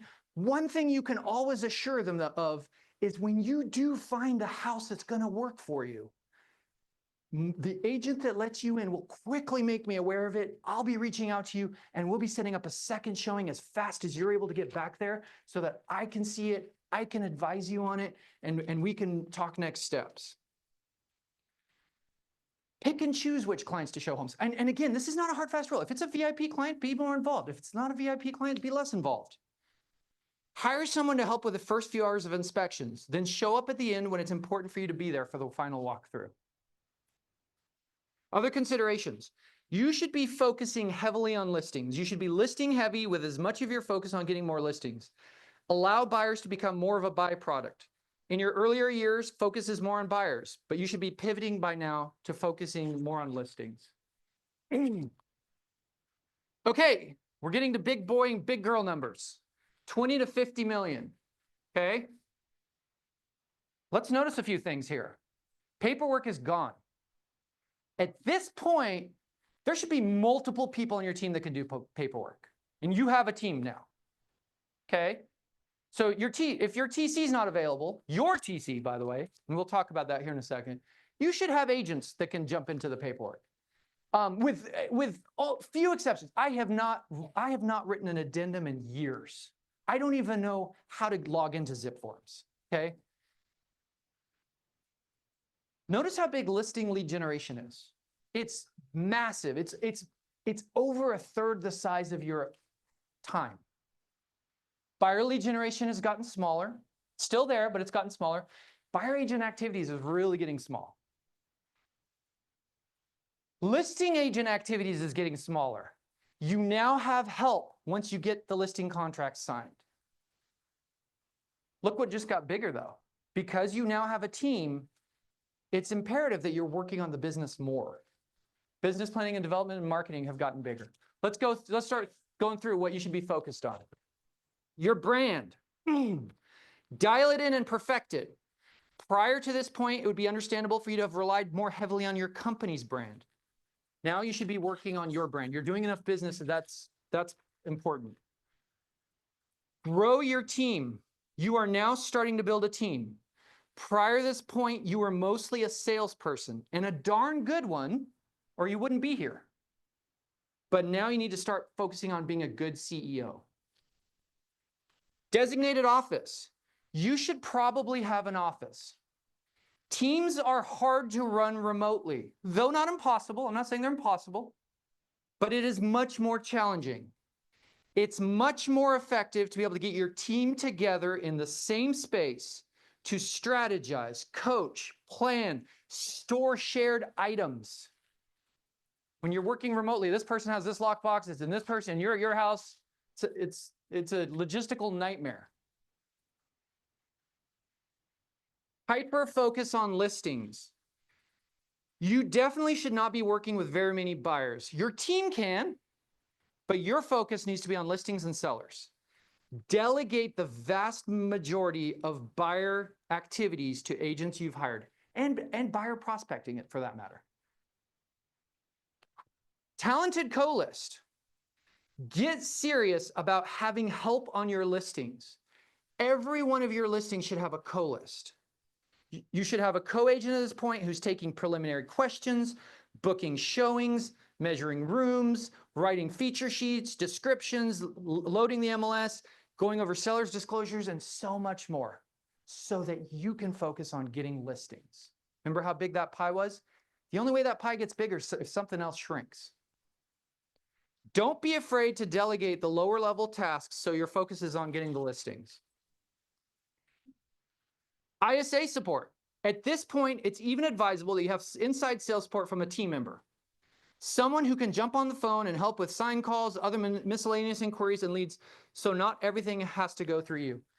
Remember I said we did a Washington summit a few months ago? As I was getting ready to go on the stage, my phone was forwarded to one of my right-hand team members. A great listing lead came in. I went onto the stage and I was able to tell the audience that without my involvement at all, they looked at my calendar, someone had a great conversation with that seller, took them off the street, is what we call it, so that they're not running around calling one of you guys, and booked an appointment for me and put them in a holding pattern so later, next day or whatever the case, I could reach out to them, solidify things, and prep them for the appointment. That's inside sales support. Casey, have we had any listing leads come in since we've been here? That was a cool story at that summit. Successful buyer division. There should be regular buyers you never meet with and close successfully without your direct involvement. You can and should be involved, hyper involved, yet you don't necessarily have to meet face to face or ever show them a house. You could have done a consultation up front. You could call them when their offer is accepted. You could text them when their offer is accepted. A great way on my team we do this is at key moments of every transaction, the co-agent group texts the client and congratulates them for their accepted offer, congratulates them that we just got past the repair negotiations, congratulates them that the appraisal came back and value's fine. Of course, then when it's at closing, we're calling them and I'm personally thanking them for our business and telling them how excited we were to work with them. You can be involved, but you never had to get in your car and drive nor meet them. And so that business is coming in and creating revenue for the team without your involvement, without your face-to-face involvement. 20 to 50 million, what should you get help with? All buyer side activities. Added listing support, delivering flyers, signs to listings, directionals, as many of the less meaningful direct with seller tasks as possible should be delegated. Inside sales support, full-time transaction support, in-house. You should have your own transaction coordinator. I'm one of the partners at Premier Property Group. I'm telling you this, it's not to my benefit to tell you this because we have TCs for the company, but I'm being real with you. At this level, you should not be using a contract TC. You are busy enough, you should have your own person that you use and only you use, that's available to you, works only for you, and you can build systems with where those gears perfectly mesh together. Other considerations. The ladder of success is never crowded at the top. That's a great quote by Napoleon Hill. He is incidentally an author of one of my favorite business books. It's called Think and Grow Rich. Your success at this point is why people are using you. Use this to your advantage. You are a top agent. You should be talking about it. Your success should lead to more success. Before, you'd have to articulate in 1,000 words why they should use you. Your success should be speaking for itself at this point. You've already proven yourself hundreds of times over. I'm going to give you a quick story about this, okay? So about 4 or 5 years ago, overnight, I suddenly found myself without a photographer. I'd had the same one photographer for many years prior. And the relationship got a little strained in the months prior, and then it kind of came to a head and we just decided to part ways overnight. Simultaneously, at the same time, in addition to all the other listings I had going, I also had a $3.5 million listing in Camas that we were getting ready to onboard, and I had a $5 million listing in Northwest Portland that we were getting ready to bring on. Needless to say, this was stressful to not have a photographer and have all of that going on. There was no greater priority I had than to find a photographer. So I spent a bunch of time, did a bunch of research, came up with a bunch of list of questions, and I had some warm prospects that I was going to call and start interviewing. And I was ready to spend an hour on the phone with each one. I was going to ask them questions about, their editing process, their twilight photo shoots, their bracketing, and all those, all these great questions, so I could make the best decision to pick a new photographer to work with. One of the individuals I called, and I'm going to say a name here that you're all going to recognize. And I thought about not saying this name, but this story is not as impactful if I don't. And he's a great guy. I have a great professional working relationship with this person. In fact, if I called him right now, he'd probably go, yo. So in the first 5 minutes of talking with this photographer, without name dropping, in a very subtle, matter-of-fact way, as we're kind of talking about his business, he goes, I shoot all the photos, or most of them, for Justin Harnish. And I remember thinking to myself, that should work. I think that should do the trick. I had hundreds of other questions I was ready to ask, and I asked a few more of them, but he built his credibility so quickly and so effectively and so efficiently. Till this day, that is my photographer, by the way. And I'm sure if any of you called him, he'd probably say I shoot most of the photos for Steve Nassar too. Here's my point. I learned something from this. I realized, do I want to say in 1,000 words why you should work with me, or are there more efficient and effective, powerful ways to get business? For example, and here's how I've utilized a strategy like this. Now, when I'm at a listing appointment, built into my listing presentation on a higher end listing, I share with them that a few years back, I sold a house on Lake Oswego that was owned by Phil Knight of Nike.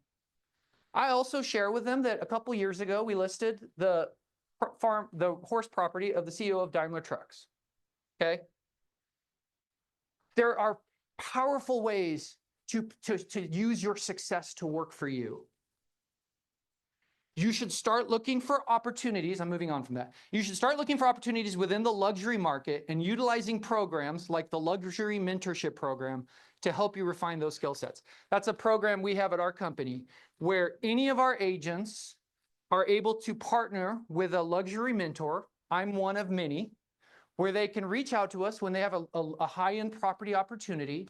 Not only will we go with them to the property to help them get the listing, but we will then teach them everything we know, all the nuances of what they should be doing when listing a high-end property. Okay, last category, last production level. This is the closest pie chart you are going to see, and it's pretty darn close, by the way, to what my day looks like today. My time looks like now. Notice how big these have gotten. I have 25 people on my team. It's very important that I'm working on the business, keeping those 24 other people moving and doing the right things. However, you'll also notice that listing lead generation is still about 1/3 of my time. I go to the vast majority of my listing appointments.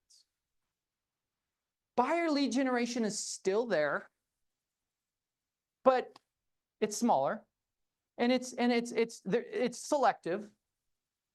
Buyer agent activities is a sliver, and I'll tell you, it's very ceremonious. Okay, I ceremoniously work with buyers, and what I mean by that, I rarely ever go by myself. Oftentimes, if we have a VIP client, whether it's a high price point or they're buying and selling, and they need to buy first, or whatever the case, if it's determined that I should go, I will have one of my team members with me. They'll schedule everything. They'll show up first. I rarely use my lockbox key, by the way. They'll show up first. They'll open the lockbox. They'll turn everything on. And then I show up and ceremoniously we'll shake their hands, tell them how excited we're to work with them. A lot of times I'll look at that house with them. We'll talk a little bit about the house. And then oftentimes, and sometimes this is prepped in advance, sometimes it's not, it just depends. Oftentimes I'll say, I have another appointment I'm going to jump out to, but you're in the best of hands with whoever they're with, and then I'll be checking in with you later.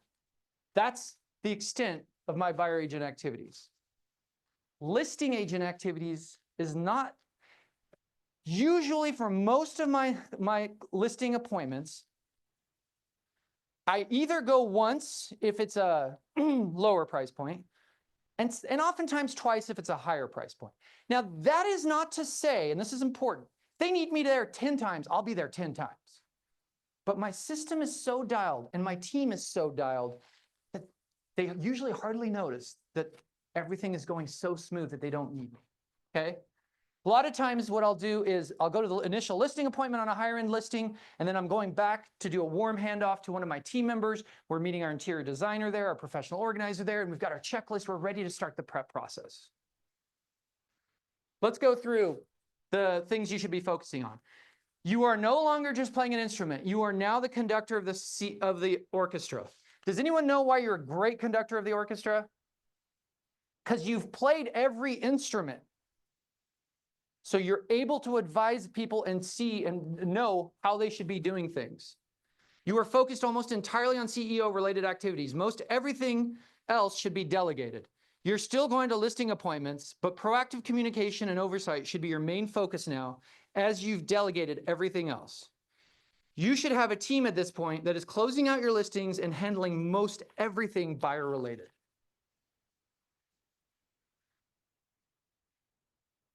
Work on, not in your business. I'm just going to say that. I think I nailed that earlier when I showed you the size of the pie charts. Luxury price points. You should start thinking about luxury price points. I was almost exactly at 50 million when I started realizing I needed to do higher end properties. I think it was about 7 or 8 years ago. And I'm going to tell you some stories about that here in a second. But it was right around here. I was at around 50, 60 million.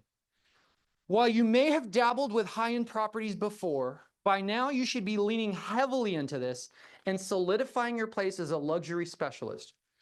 Great preparation of listings, followed by the best and most comprehensive, intelligent marketing packages will win in the end.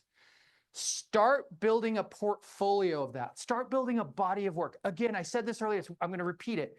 It is a mistake to think when you order photos and videos for a listing that you're just creating them for that listing. Build a body of work, build a portfolio that you can showcase in a creative fashion to any future client that you're going to work with. You'll start to realize if you think you're spending $200 for photos for that listing that's going to make you X dollars, yeah, it sounds expensive. If you think you're spending $2,000 for those photos that you're going to use for the next 10 years of your career, it doesn't seem as expensive. One of the reasons you should be focusing on luxury price points at this level in your business, if you want to continue going up to higher levels, is the efficiency. What takes more effort and energy, selling $400,000 or $500,000 houses or a $2 million house? I'm not asking what's going to sell faster. That's a different question. What takes more effort and energy? Think about the drive time to 4 different houses versus 1. It's more efficient to work in the higher end. Let me ask you guys a question. Do you know how you get a $2 million listing? You do a damn good job on a $1.5 million listing. Do you know how you get a $1.5 million listing? I bet you guys are going to guess this one. You do a damn good job on a $1 million listing. It reminds me, I've seen this over the years. It reminds me of somebody, think outside of real estate in general, okay?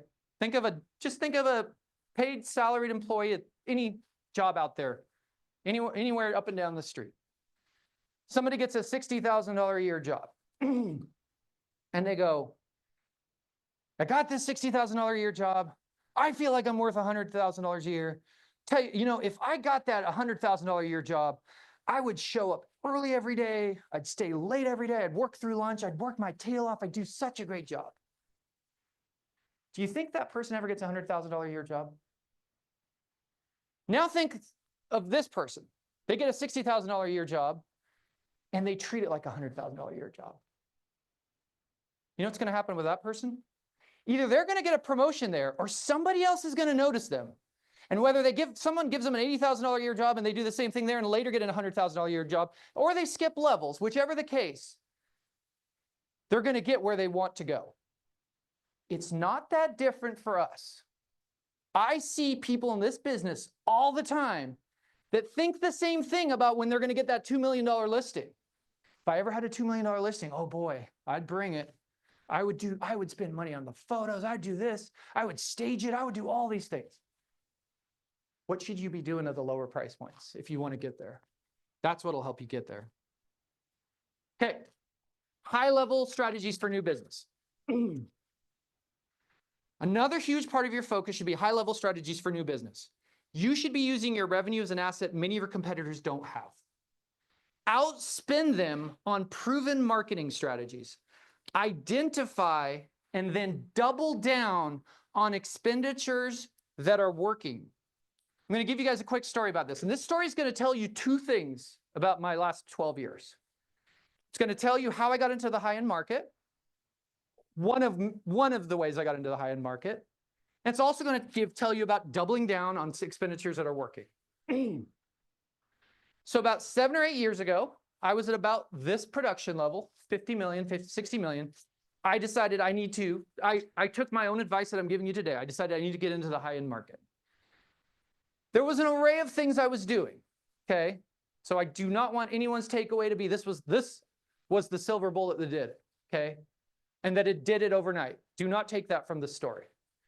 But one of the things I did was I committed that every issue of Luxury Home Magazine, I was going to have a presence. And I started with 3 pages. And I'm sure every one of you has probably seen this ad. I'd be surprised if you have. And on page 1, I was going to talk about me and my bio, resume, whatever you want to call it. And then the rest was going to talk about my high-end listings. It was fortunate at the time, I did have a few high-end listings. And that was part of the timing of it. I realized this is my opportunity. Rather than letting these high-end listings come and go like I'd done in the past, I was going to lean into these and I was going to showcase them. And I was going to take out this ad, and I committed that I was going to continue that issue after issue after issue. And by the way, there were times in the months prior, in the years, you know, those early months and years where I wasn't sure what I was going to put in that ad.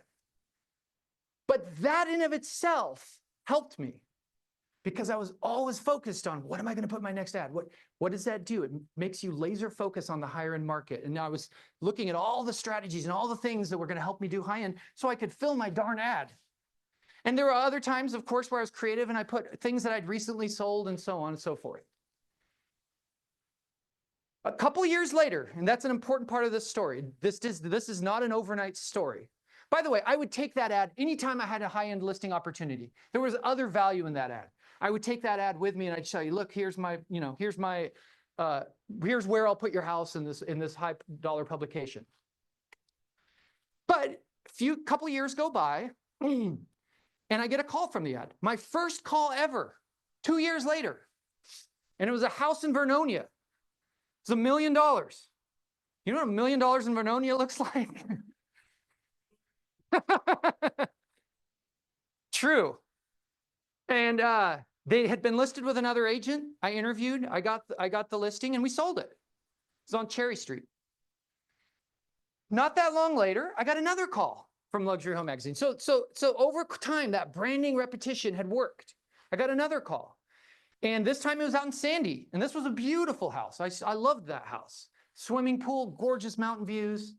I got that listing. And actually, incidentally, it was listed prior and with someone unsuccessful. And I got the listing and I sold it. Guess what I did after that? I took out a 5-page ad. And we noticed we got a few more phone calls. And then a 7-page ad. There's times we've had 11 pages in that magazine. $15,000 per issue. Casey, how often do we get a lead from Luxury Home Magazine? During the peak season. Somewhere around weekly. That is They didn't call in, but we do have a lead, a luxury lead that came in since you started this morning in Hillsborough with views, absolutely gorgeous. email. Okay, your job's safe. Yeah. That story tells you two things, though. Doubling down on expenditures that are working. And also that was a story about how breaking into the high-end market. Identify a team manager. Casey, speaking of which, Start to groom a team manager. Have a trusted agent who can help run the team in your absence or when you're busy. Recruitment. At this point, you should have good systems and processes in place for finding, interviewing, and onboarding new agents and support staff. When you're running a business at my level, or at this level, I should say, at this level, and if you're continuing to go up through the ranks in levels, you are frequently hiring new people. I would say a couple a year. Support staff, agents. You need to get good at hiring people and onboarding them. You need to have tight systems where quickly you do boom, boom, boom, boom, business card, email signature, everything you need to do to onboard an agent. So it's an efficient, quick process. It's not clunky. Training them. We've built in a system where they have a mentor on the team that trains them for a year and gets a piece of everything they do. You also need to have systems for offboarding somebody on your team, which, by the way, is the same system. It's just backwards. When somebody leaves your team, retire, last year, 2 of our agents left the area entirely. They moved out of state. We have to offboard them. Have good systems for that. Successful listing division. There should be a listing coming in that you never have to go to or never need to go to. They will be successfully onboarded and closed without you ever going there. Again, like the buyers, that's not to say you're not involved or in communication with a seller at key touch points. The general rule of thumb on my team is when one of my team members has a sphere listing, somebody that came from them, my first question is, are you competing? If they're competing, I go. If they're not competing, hey, let's save my time so I can go to the other places where we are competing. Email support and efficiency. Someone should be in your emails, and there should be a system of moving ones you need to see into a special folder that is the only place you look, thereby saving you from hundreds of unimportant emails. Clients are also getting almost immediate responses. I'm sure we've responded to that client since I've been up here, haven't we? Phone support and efficiency. Help with phone calls at this point is also valuable. Forwarding your phone during appointments, off hours, or at all times, in my case, can be effective. This makes more time for the important calls. Do you know how many unimportant calls come into my line? Random this, that, selling that, quick question about this. Agent has a question about this, but they didn't see that they should go to the co-agent. They're calls that happen, but they don't need me. And I'm able, by saving me not having to do that, I'm able to jump on that call or that email and call those people quickly. What you should get help with, we are almost done, I promise you. Be out of the day-to-day. You should be out of the day-to-day with everything except for high-level business and marketing strategies and securing listings. Other considerations. You are the coach now, okay? Oftentimes, over the years, I've come across, and by the way, I've coached many times in my career, okay? And I'm a believer in coaching, so this is no way poo-pooing that. But I've come across coaches, and a lot of times I've asked them, I'll say, hey, you're really good at real estate. You know what you're doing. Why don't you sell real estate? And inevitably, they'll say something along the lines of, I get fulfillment and enjoyment and satisfaction out of helping others with their business. Let me just tell you that at my level, running a team, I get to do that with all of my agents while running a successful real estate business. And I get that same satisfaction and fulfillment. So it is very rewarding to run a team and be coaching your team members. Looking for more.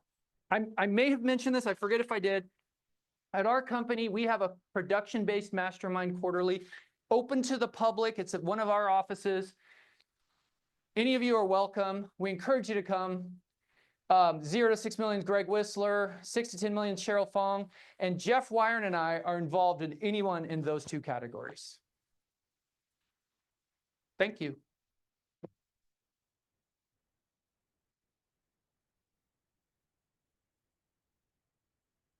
That guy doesn't get carded for beers anymore. Hey, we've got some questions, and we'll open it up as well. What are your thoughts on cold calling as a primary form of lead gen for any level agent? It's a rite of passage.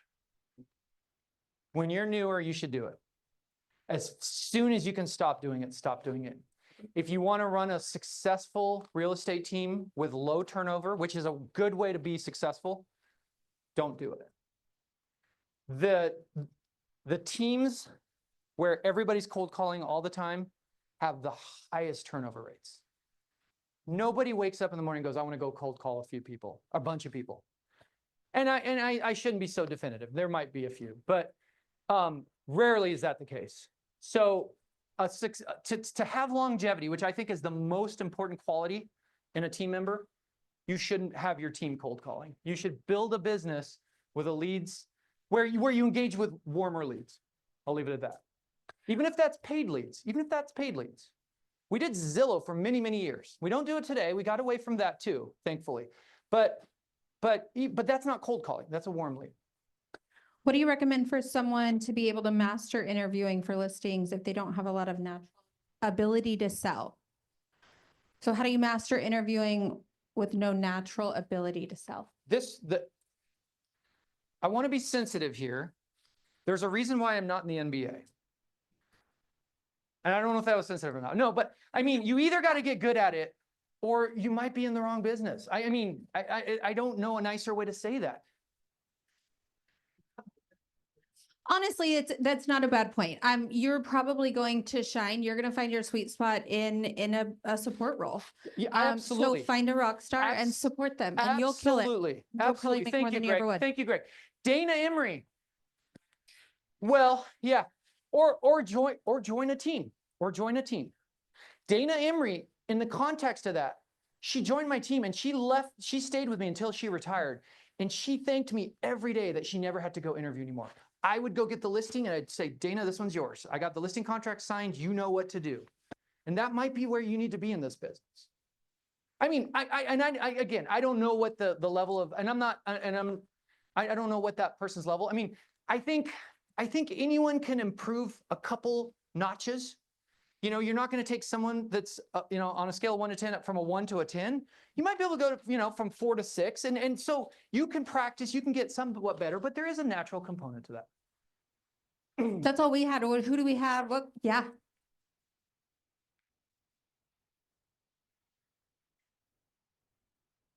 Great question.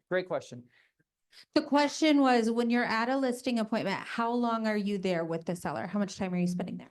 1 hour to 2 hours. And it depends on the house. It depends on the size of the house. If it's property, definitely 2 hours. Or if it's a large house. It depends a little bit on how much. One thing I'll share with you guys. I learned a long time ago, even if I don't think I'm competing. By the way, that's never a productive question. I learned that a long time ago. Now, when we're working with a buyer, it is productive, obviously. Well, it's changed so much with buyerless representation agreements. Of course, you'd know if they're with, forget the buyer part. But with sellers, it's never been a productive question to go, are you interviewing other agents? I don't find that to be a productive question. In fact, it's probably a bad question. However, a lot of times they volunteer. Yes, we're meeting with several agents, okay? I learned a long time ago that even if they don't say that, I still do my full presentation because I've left appointments where I kind of skipped over some stuff. And then they later tell me, yeah, we're meeting with 2 other agents. I'm like, darn it, why didn't I do my full presentation? And so I will not do that anymore, okay? So, but it does depend a little bit on their dynamic and how if they're a past client and I'm a lock, maybe it's going to go faster, but it also depends a little bit on the house. But I would say 1 to 2 hours. Anybody else have questions? As a reminder too, we've had tons of requests for the slide deck. So the slide deck, correct me if I'm wrong, Lisa, will be sent out to all attendees on Zoom and in person. We also have the video. Mm-hmm. So if you, in the future, I know this was a fire hose, okay? In the future, you want to have the video to reference, or you know someone that's not here that you think could benefit from it, please reach out to me or anyone else at our company or Lawyer's Title, and we would gladly get the video. How soon do you think it'll be available? Is it immediate, David? Close. Okay. Okay, Thank you. But if Crystal, you're you not have a from question? PCG. Go there and do one, or do you come back and do another later? One, yeah. Yeah. So for listing appointments, One do you come step back listing or do you kind Yep. of knock it out Yep. all in one? And Yep. he does one. Yeah, I tour the house. That I always greet him at the door. I ask him if I should take my shoes off. If there are certain ethnicities that I don't even ask, I immediately take them off. I then say, let's do the grand tour. But I'd like to set my computer case down somewhere where we'll reconvene, whether it's a table or island or something. We do the grand tour. We come back to the table. I pull out my computer. We immediately start going through the comps that I prepped in advance. Now, I didn't know exactly how the house was going to be, so I have a pretty good swath of comps, and I'm skipping through to the ones, trying to bracket which ones their house is most like. If this house is a little bit better and this house is a little inferior, then I realize my range is in here. Then once we've kind of talked through the comps and I've kind of agreed on where it falls as far as price, then I move to my listing presentation. I have a beautiful brochure that we've recently made available we are going to make available in February to all of our agents, a beautiful seller guide where I go through all that I will do in order to market their house. Page by page. I have my computer open, so as I'm talking about photos and videos, I'm showing them on my computer as well. So my print piece works and coincides with the digital assets that I have on my computer. And then I usually wrap up and ask them what questions they have. I find it more efficient. I see a lot of my competitors do a two-step approach. I think most of them are just trying to get more face time with them. But I just don't find that to be productive. And I think it's more impactful. I think they respect the fact that I'm good at what I can do. I can do it right there on the spot. And it's better for my time too, to not have to drive there twice. Deb?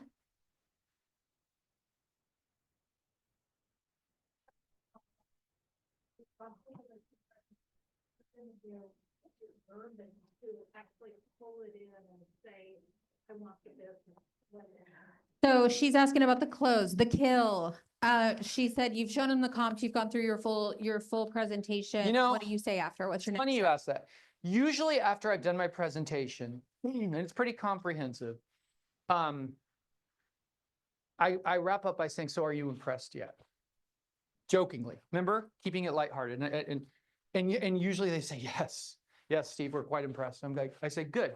Where do we go from here? When should I follow up with you? I rarely try to close them there.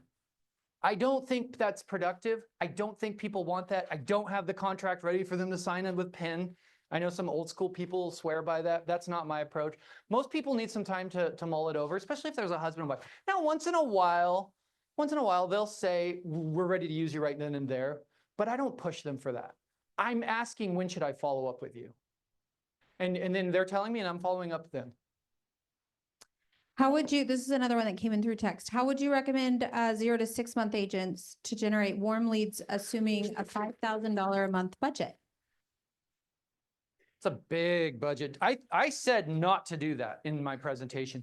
You should not practice closing leads on expensive leads when you're brand new.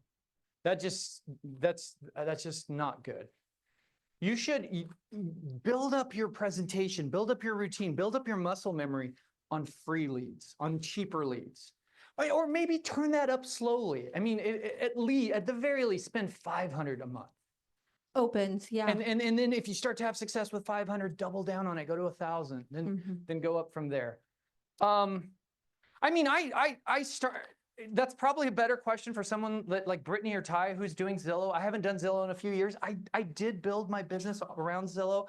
I just didn't like the power I gave them. They were always moving the goalposts, always moving the goalposts. As soon as we'd get in a rhythm and we knew what we were doing, they'd make some change to their platform or how leads are processed or sent out that suddenly sent shockwaves across my team.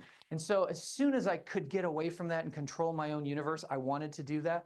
But I understand a newer agent needing to do that. And I did have a lot of success with Zillow in those days. I don't know if it's the same today. I mean, I think a lot of people are doing it, or one of those paid lead sources. But be careful. Don't throw your money out the window going 70 miles an hour. We've got one back here.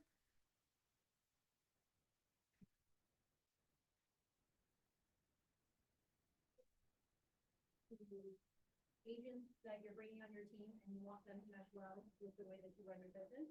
And secondly, what do you do for yourself to keep you top of the game. So that might be like, what's your morning routine?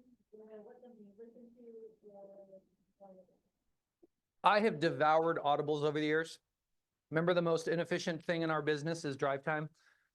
If you're not on the phone with a client, you should be consuming a great podcast, audibles, business books.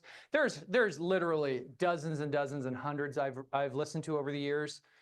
As far as a newer agent, I don't force them to read anything. We did have a book club on my team for a while. We've kind of been away from it for a little while, but for a couple of years, we had a book club where we all would pick a book to read, and there were some great business books, and then we would all read it individually and get together in our office and have some beers and snacks, once a month to go over a set number of chapters. And I thought that was really productive.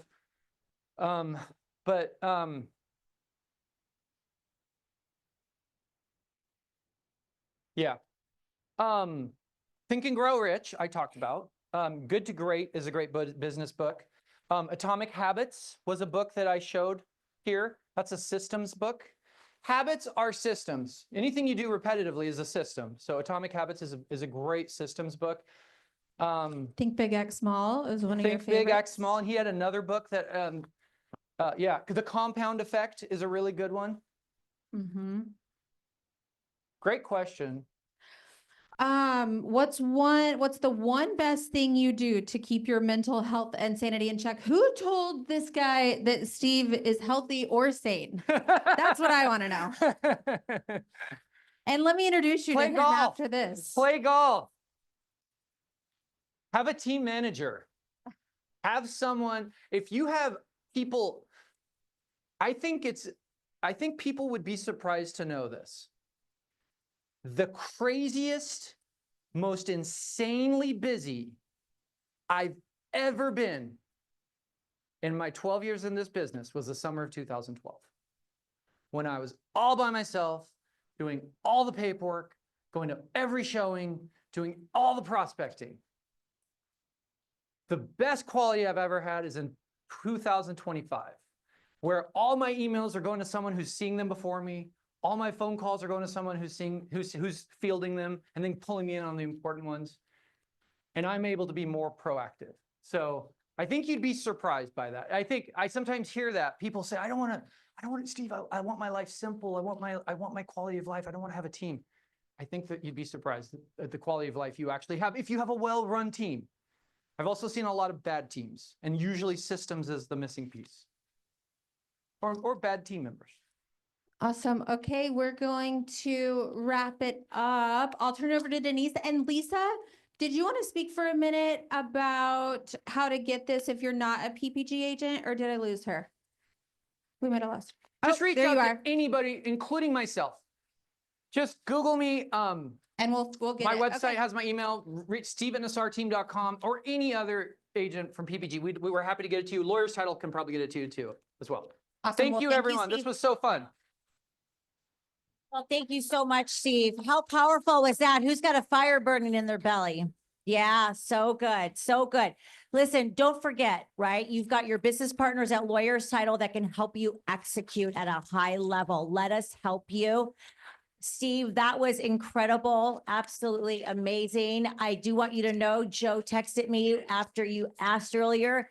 He is on and he said he is killing it and amazing. So I wanted to share that with you as well. Thank you all very, very much for coming. There are sandwiches in the back. I will say that Michael and Connor and Steve are all staying for any questions or any conversation you would like to have over a sandwich, okay? Thank you all very, very much. Have an amazing day.